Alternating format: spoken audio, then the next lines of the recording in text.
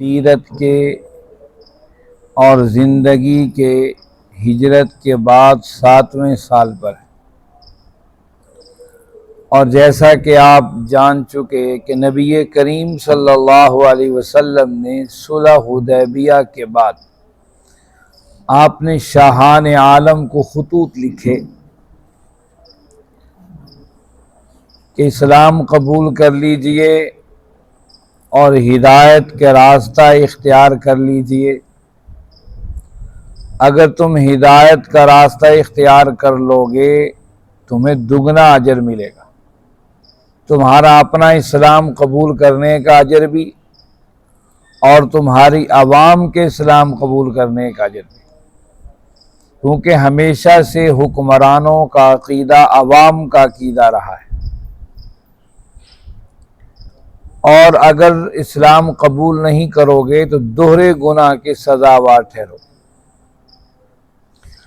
آپ صلی اللہ علیہ وسلم نے اس وقت کے جو قابل ذکر حکمران تھے ان سب کو خطوط لکھے،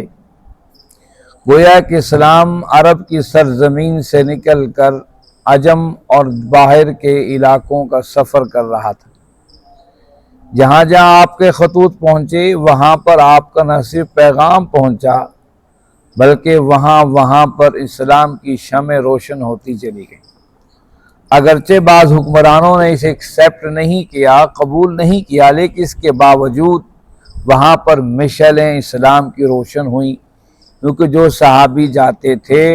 وہ تنہا ایک فرد کی حیثیت سے نہیں جاتے تھے، وہ اس رنگ میں رنگے ہوا کرتے تھے جو اللہ کے نبی صلی اللہ علیہ وسلم نے انہیں رنگا تھا، وہ اپنے کردار کو بھی ساتھ لے کر جاتے تھے۔ یہ جنگ کردار کی وہ سب سے بڑی جنگ تھی جس نے معاشروں کو پلٹ کے رکھ دیا، ایک ایک فرد پوری بستی اور علاقے کے تبدیلی کا سبب بن جاتا تھا۔ آج وہی کردار ہم سے کہیں گم ہو گیا ہے۔ آج ربیع الاول کی 12 تاریخ ہے اور ساری دنیا کے اندر یہ بات طے ہے کہ اللہ کے نبی صلی اللہ علیہ وسلم کی میلاد ہے، آپ کا آمد آج ہی کے دن ہوئی اور دنیا اسے تسلیم کرتی۔ لیکن کیا اللہ کے نبی صلی اللہ علیہ وسلم کے آنے کا مقصد صرف اتنا ہی تھا کہ آپ تشریف لے آئے اور اس پر سے مکہ اور مدینہ کی سرزمین سج جاتی اور برقی کمکموں سے روشن ہو جاتی، عرب کے علاقے میں جھنڈے لگ جاتے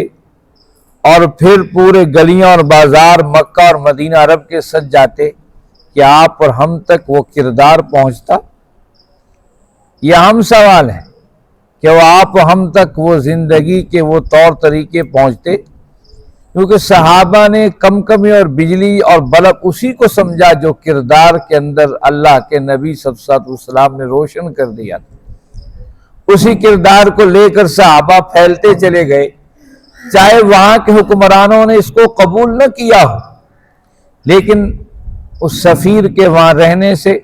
اور گرد و نواح کے افراد نے جان اور سمجھ لیا کہ یہی طریقہ زندگی، یہی کردار اصل میں ہمیں چاہیے۔ اس وقت نہیں لیکن بعد کے لوگوں نے اس علاقے کے اندر دل و جان سے اس کو قبول کیا۔ عمان کے حکمران نے اس کو اس دور میں اسلام قبول کر لیا تھا، بحرین کے حکمرانوں نے بھی اس کو قبول کر لیا تھا، دیگر دائیں بائیں بہت سے لوگوں نے اسلام قبول کر لیا تھا۔ آئیے خطوطان شاہان خطوطان جو بادشاہوں خطوط لکھے، اس کے بعد کا مرحلہ بڑا اہم مرحلہ ہے۔ نبی کریم صلی اللہ علیہ وسلم جان چکے تھے کہ ساری جو طاقت عرب کے اندر تھی اسلام دشمنی کی وہ تو مکہ کی دم توڑ گئی ہے، قریش کی دم توڑ گئی، لیکن ایک اور مؤثر طاقت یہاں پر موجود ہے جسے یہودیوں کے نام سے یاد کیا جاتا تھا، اور وہ خیبر کے اندر اکٹھے ہو گئے تھے۔ ان کے 8-10 بڑے مضبوط قبائل تھے اور قبیلے تھے اور قلعے تھے جہاں پر وہ مرضی سے چھائے ہوئے تھے اور دائیں بائیں عرب کے لوگوں کو اسلام کے خلاف ابھار رہے تھے۔ اب نبی کریم صلی اللہ علیہ وسلم نے درون خانہ اس کی تیاری کا آغاز کر دیا، لیکن غزوہ خیبر سے پہلے ایک اور غزوے سے سابقہ بڑھا، یہ بڑا اہم غزوہ تھا، اور بعض محدثین نے لکھا ہے کہ یہ صرف غزوہ خیبر سے 3 دن پہلے کا واقعہ ہے۔ مدینہ کے باہر نبی کریم صلی اللہ علیہ وسلم کی چراگاہ تھی، تقریباً مدینہ سے 20 کلومیٹر باہر جگہ تھی غابہ۔ ویسے غابہ کا لفظی معنی بھی چراگاہ ہی ہوتا ہے۔ وہاں بڑی جو ہے سبزہ ہوتا تھا اور بڑی زبردست جگہ تھی، تو آقا کریم صلی اللہ علیہ وسلم وہاں پر اپنے اونٹنیوں کو بھیج دیتے تھے اور وہ وہاں پر چرا کرتی تھی۔ نبی کریم صلی اللہ علیہ وسلم نے ایک چرواہا اور اپنے غلام کو وہاں پر بھیجا تاکہ ان اونٹنیوں کی دیکھ بھال کریں۔ اسی دوران بنو غطفان کے کچھ ڈاکو، کیونکہ عرب کے اصل جو کام تھا وہ ڈاکہ زنی تھا،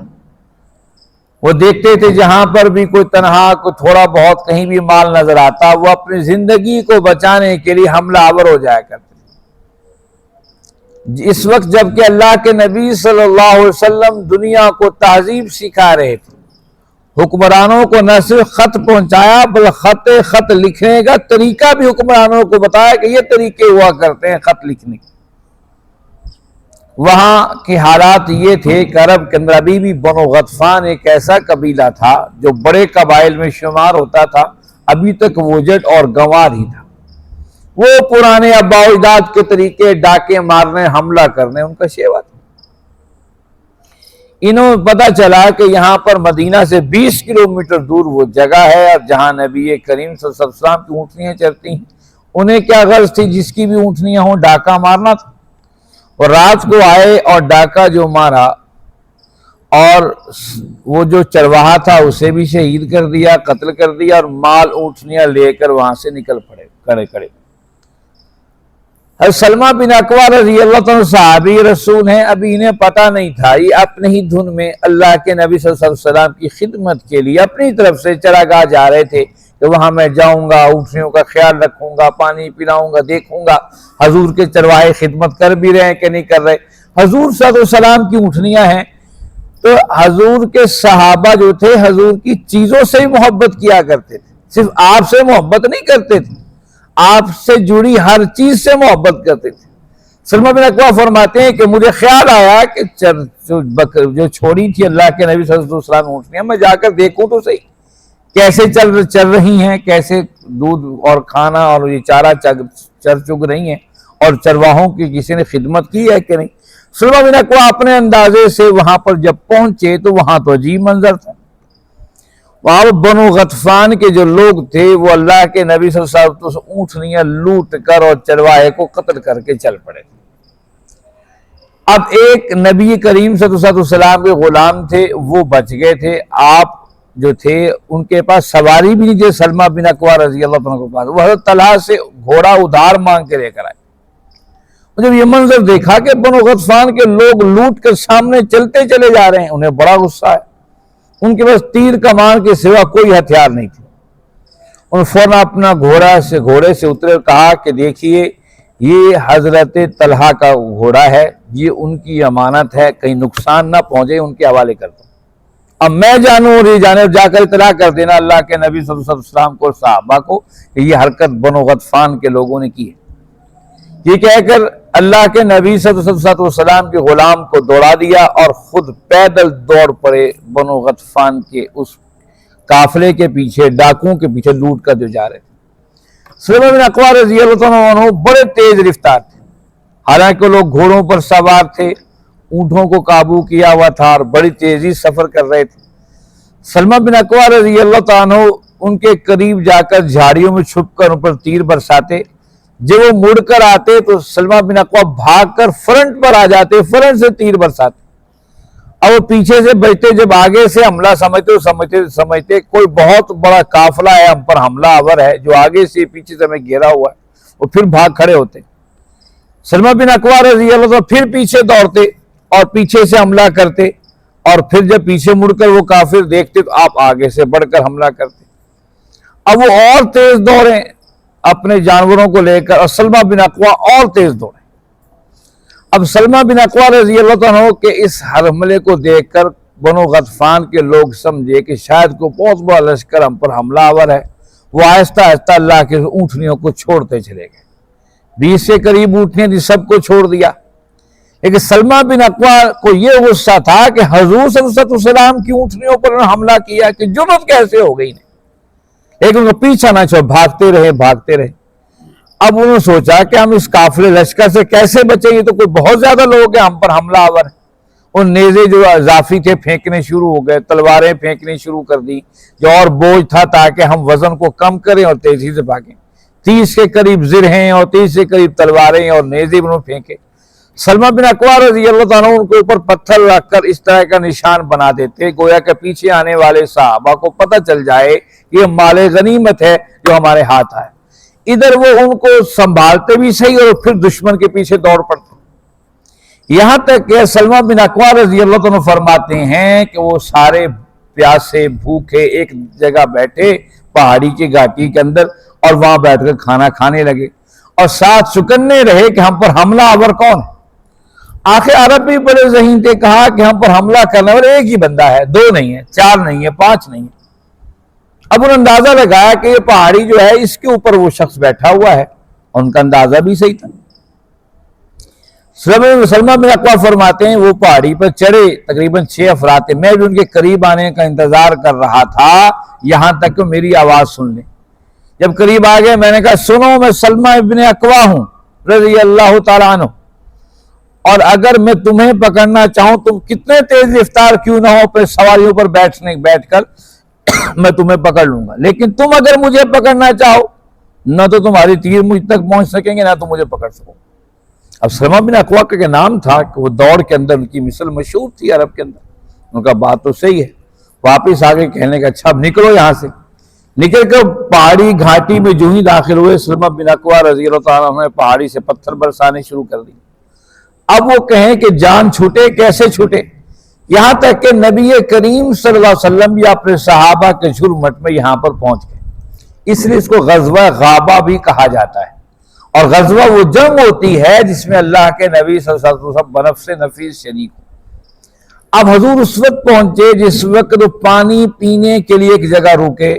سلمہ بن اقوا رضی اللہ تعالیٰ عنہ نے انہیں پانی تک نہ پینے دیا، پیاسے تھے پھر دوڑتے آ رہے تھے۔ جو پانی پہ انہوں نے تینوں سے حملہ کیا، پانی چھوڑ کر بھاگ گئے چشمے سے، اللہ کے نبی صلی اللہ علیہ وسلم بھی پہنچ گئے۔ سلمہ بن اقوا نے کہا یا رسول اللہ صلی اللہ علیہ وسلم اگر آپ مجھے 100 بندے دے دینا میں ان کو گردن سے پکڑ کر میں آپ کے پاس لے آؤں گا۔ اب سلمہ کچھ خیال کرو، کچھ نرمی کرو، یہ تو پیاسے تھے انہیں پانی بھی پینے دیتے۔ اب وہ بنو غطفان کے قبیلے میں پہنچ چکے ہیں اور وہاں پر وہ کھانا کھا رہے ہیں۔ سلمہ بن اقوا رک گئے، اللہ کے نبی صلی اللہ علیہ وسلم نے مال غنیمت تقسیم فرمایا اور آپ نے سلمہ بن اقوا کو 2 حصے دی۔ حالانکہ ہمیشہ سے سوار کو 2 حصے ملتے ہیں،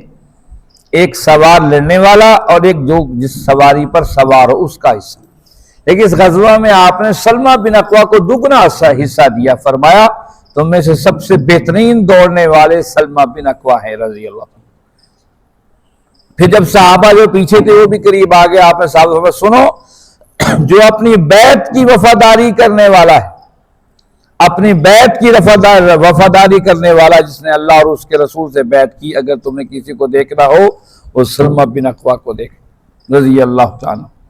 سلمہ بن اقوا بہت تیز رفتار دوڑا کرتے تھے۔ یہ تھا غزوہ خیبر سے پہلے ایک اہم واقعہ، لیکن اس واقعے میں بڑا اہم سبق ہے اور خاص کر آج کے دن کے حوالے سے بڑا اہم سبق ہے کہ اللہ کے نبی صلی اللہ علیہ وسلم کی ہر چیز امانت صحابہ سمجھا کرتے تھے، آپ کی ہر چیز کو صحابہ امانت سمجھا کرتے تھے اور اس امانت کے لیے اپنی جان تک کی پرواہ نہیں کیا کرتے تھے۔ سلمہ بن اقوا رضی اللہ عنہ کیا ضرورت تھی، اونٹنیاں تو ہاتھ آ گئی تھی، لیکن آپ کو یہ غصہ تھا کہ جو اللہ کے نبی صلی اللہ علیہ وسلم کی چیز ہے اس پر کافر نے اپنی بری نظر ڈالی تو ڈالی کیوں، اس لیے اس کو جہاں تک ملے میں اسے پکڑ کر گردن سے پکڑ کر اللہ کے نبی صلی اللہ علیہ وسلم کے سامنے لے آؤں۔ یہ ہے اصل میں صحابہ کی وفاداریاں، یہ تھی حضور صلی اللہ علیہ وسلم کی میلاد کو منانا، آپ کی پیدائش کی عظمت کو سمجھنا، جو چیز آپ نے گفتار کی شکل میں دے دی، جو کردار کی شکل میں دے دی، جو کوئی اور چیز آپ نے اس امت کے حوالے کر دی اس کو امت اپنی جان سے بھی زیادہ اہمیت دے، یہ ہے آج کے دن کا سبق۔ افسوس آج ہم نے ہر چیز کو اہمیت دی، نہیں اہمیت دی تو اس پیغام کو اہمیت نہیں دی جو اللہ کے نبی صلی اللہ علیہ وسلم لے کر آئے تھے۔ آج رات کو اور یہ کچھ دن تک لائٹوں کے لاکھوں روپے کروڑوں روپے اس ملک کے باشندگان خرچ کر دیں گے اسی محلے اور بستی میں، اس میں کتنی بیوہ اس انتظار میں بیٹھی ہوں گی کہ ان کے لیے اچھا رشتہ مل جائے، کتنی بیٹیاں بیٹھی ہوں گی جنہیں اچھا صرف جہیز کی وجہ سے شادی نہیں ہو پائی ہوگی، کتنے غریب ایسے گھر ہوں گے جو مشکل کھا اور پی رہے ہوں گے اور اپنے بیٹیوں کی فکر کر رہے ہوں گے، شادی کے وسائل نہیں ہیں۔ کیا اللہ کے نبی صلی اللہ علیہ وسلم ہم سے نہیں پوچھیں گے کہ میں نے یہ بات واضح کر دی تھی کہ تم اپنے بیٹیوں کو زندہ دفن کیوں کر رہے ہو؟ بِأَيِّ ذَنبٍ قُتِلَتْ، اللہ پوچھیں گے کہ تم نے اس بچی سے پوچھیں گے تجھے کیوں زندہ درگور کر دیا گیا تھا؟ کہ زندہ درگور کرنا نہیں ہے، حضور کی خوشی آپ کے کردار اور اخلاق کو لے کر دنیا میں پھیل جانا ہے۔ صحابہ نے ایسے ہی کیا، آپ کے کردار کو لے کر دنیا کے دروازوں پر دستک دی، آپ کے کردار کو لے کر دنیا کے سب سے بڑی سپر پاور طاقت سمجھی جانے والی ایران اس کو قدموں کے نیچے رون ڈالا۔ وہ کردار و اخلاق کی طاقت تھی، ملکوں کو فتح کر لینے کے بعد انہیں کہتے تھے تم ہم سے امان ہے، ہم تمہیں کوئی نقصان نہیں پہنچائیں گے، اگر تم چاہتے ہو اپنے مطابق کی عبادت کرنا چاہو تمہیں کھلی اجازت ہے، چاہے تو اسلام قبول کر لو ہمارے بھائی بن جاؤ۔ کیا زبردست وہ کردار تھا! کیا صحابہ کے پاس چراغ نہیں تھے؟ کیا صحابہ کے پاس روشنیوں کے لیے کوئی ذریعہ نہیں تھا؟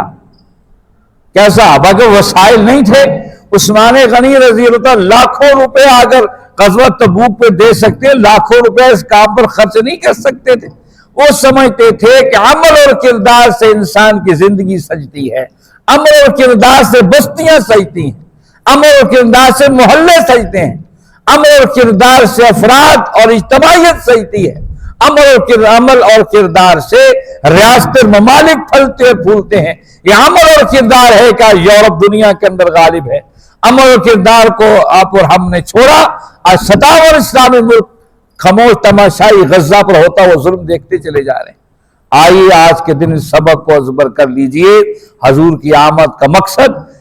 اخلاق اور کردار کی اس جنگ کو دنیا کے سامنے واضح کر دینا تھا کہ جو ایسا ہو لِيُظْهِرَهُ عَلَى الدِّينِ كُلِّهِ، تمام اخلاق اور کرداروں پر غالب ہو کر نکل جائے اور دنیا پکار اٹھے وہ دیکھو اس بستی میں رہنے والا مسلمان، اس کا اخلاق اور کردار، اس بستی علاقے میں رہنے والے مسلمانوں کی جماعت، ان کا اخلاق اور کردار وہی ہے جو محمد کریم صلی اللہ علیہ وسلم دے کر گئے تھے۔ ہمارے اخلاق اور کردار جھوٹے ہیں، ان کے اخلاق اور کردار سچا ہے۔ آج ہم جہاں کٹھے بیٹھتے دیکھو یورپ میں کتنا امن ہے، دیکھو یورپ کتنا انصاف کر رہا ہے، ہمیں انصاف ہی نہیں ملتا۔ یہ الفاظ پہ غور کرو،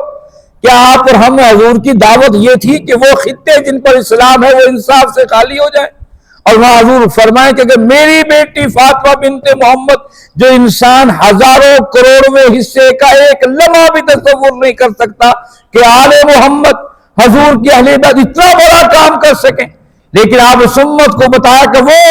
جو اتنا بڑا مطہر اور عظمت والا میرا خاندان ہے، جس کی قسمیں رب کا قرآن دے رہا ہے، جس کی عظمتیں اللہ کے نبی صلی اللہ علیہ وسلم خود بیان کی ہیں، جو وہ تطہیر کی چادر میں چھپے ہوئے افراد، ان میں سے سب سے زیادہ میری پسندیدہ اور سب سے زیادہ میری بہترین وہ بیٹی ہر غزوے سے آنے کے بعد اللہ کے گھر کے فرض ادا کرنے کے بعد 2 رکعت نفل کرنے کے بعد میں عائشہ کے گھر نہیں جاتا ہوں، میں ام سلمہ کے گھر بھی نہیں جاتا ہوں، میں زینب بنت جہش کے گھر بھی نہیں جاتا ہوں، اپنے 9 بیویاں بیٹھ تو موجود ان کے دروازے پر نہیں جاتا، پہلے اپنی بیٹی فاطمہ زہرا کے دروازے پر جاتا ہوں، اس سے خیر خیر پوچھ کر پھر میں گھر کو جاتا ہوں۔ اس کی عظمت کو اگر یہ بھی اگر ایسا کرے گی میں اس کا ہاتھ کاٹ دوں گا۔ کتنا بڑا انصاف ہے! آج انصاف کا قتل عام ہم گھر سے لے کر بازار سے لے کر ایوانوں تک کر پھر بھی آپ اور ہم کس منہ سے خوشیاں منا رہے ہیں؟ خوشیاں تو عمل اور کردار کی تھیں۔ وہ صدی جو حبشہ کے بلال کو مل گئی، فارس کے سلیمان کو مل گئی اور روم کے صہیب کو مل گئی، یہ تھی وہ امانتیں جو آپ کی کردار کی امانت صحابہ نے سنبھالی، اور آپ اور ہم یہاں اس چھوٹے سے 5000 سال پرانے ڈوبے ہوئے ہرپا کے شہر میں بیٹھ کر حضور صلی اللہ علیہ وسلم کی سیرت کے تذکرے کر رہے ہیں۔ لوگوں آؤ اپنے زندگیوں کو بدلیے۔ آئیے قرآن مجید کی ان آیات کی طرف جہاں پر ہم نے گزشتہ سے پیوستہ روز اللہ کے احکام